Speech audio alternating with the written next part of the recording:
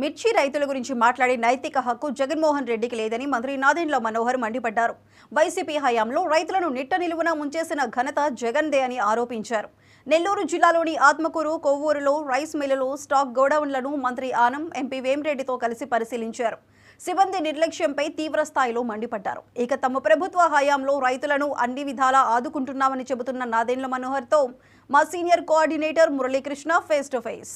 పొలాల శాఖ మంత్రి నాదెండ్ల మనోహర్ నెల్లూరు జిల్లాలో పర్యటిస్తున్నారు. ఏదైతే గోదాములు, రైస్ మిల్లులను కూడా క్షుణ్ణంగా తనిఖీ చేస్తున్నటువంటి పరిస్థితి ఉంది. మంత్రి ఆనం రామనారాయణరెడ్డితో కలిసి పర్యటన చేస్తున్నారు. సార్, ఎలా ఉంది సార్? ఇవాళ జిల్లాలో అనేక ప్రాంతాలను పరిశీలించారు. ఏమనిపిస్తుంది? మంత్రి లేదు, బేసికల్గా ధాన్యం కొనుగోలు దాదాపు 300 కేంద్రాలు నెల్లూరు జిల్లాలో ప్రారంభించబోతున్నాం. మార్చి 1వ తారీఖు నుంచి రైతుల దగ్గర నుంచి వచ్చే ధాన్యాన్ని ఖచ్చితంగా కనీస మద్దతు ధరకి ప్రభుత్వం నుంచి 24 గంటల లోపే వాళ్ళ ఖాతాలో డబ్బులు పడే విధంగా ఒక చక్కటి కార్యక్రమం సంఘంలో చేశాం. గౌరవ మంత్రివర్యులు రామనారాయణ రెడ్డి గారు, అదేవిధంగా గౌరవ పార్లమెంట్ సభ్యులు ప్రభాకర్ రెడ్డి గారి ప్రోత్సాహంతో చక్కటి కార్యక్రమాలు ఈ రోజున కొవ్వూరులోనూ అదేవిధంగా ఆత్మకూరులోనూ చేయగలిగాం.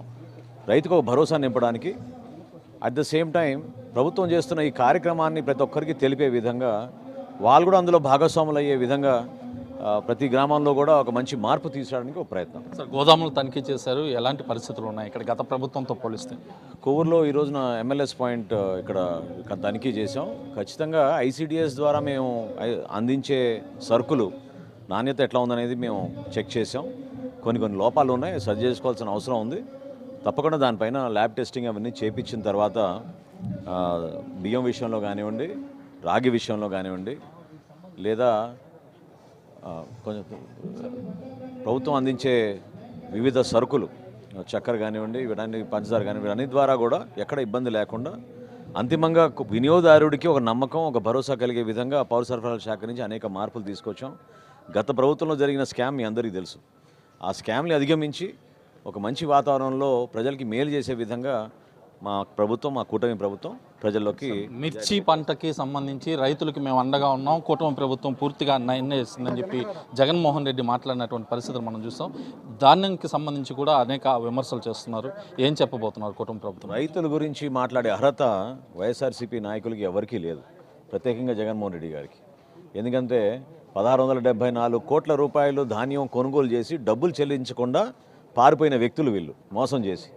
సో ఈ రోజున ఏదో సడన్గా రోడ్డు పైన వచ్చి మిర్చి రైతుల గురించి హడావుడి చేసినంత మాత్రాన రైతులు కూడా నమ్మరు. ఇది ప్రపంచవ్యాప్తంగా జరుగుతున్న ఒక పరిణామం. గతంలో చైనా ఎక్కువగా మందించి దిగుమతి చేసుకునేది, చైనా తగ్గించింది కాబట్టి రేటు కొంచెం తక్కువగా ఉందనే భావన అధికార యంత్రాంగం మాకు తెలియజేశారు. కానీ గౌరవ ముఖ్యమంత్రి గారు ఆల్రెడీ ఢిల్లీ పర్యటనలో అక్కడున్న కేంద్ర మంత్రి గారితో వాళ్ళందరితో కూడా చర్చించి ఖచ్చితంగా రాబోయే రోజుల్లో ఈ మిర్చి కొనుగోలు విషయంలో ఎక్కడ పొరపాటు జరగకుండా రైతుకు భరోసా కల్పించడానికి ఒక ప్రయత్నం చేస్తున్నాం. 22 సంవత్సరాల్లో మొట్టమొదటిసారి ఈ గత సంవత్సరం, ఈ సంవత్సరం, ఈ 2 సంవత్సరాల్లో రేట్ తగ్గింది. సో పరిణామం ఏంటని చూస్తే గ్లోబల్గా జరుగుతున్న పరిణామం. తప్పకుండా దాన్ని బేస్ చేసుకుని మేము ఒక మెరుగైన వాతావరణం క్రియేట్ చేయడానికి చూస్తాం.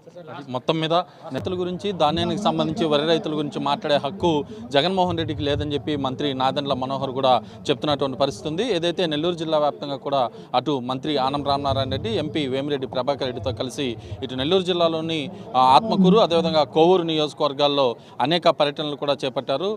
ఇటు రైతులతో ముఖాముఖి మాట్లాడడం, ప్రధానంగా ఇటు రైస్ మిల్లుల తనిఖీలు, అదేవిధంగా MLS పాయింట్స్కి సంబంధించినటువంటి దుకాణాలు ఏదైతే గోదాములు ఉంటాయో గోదాములో కూడా పర్యటన చేసి అక్కడ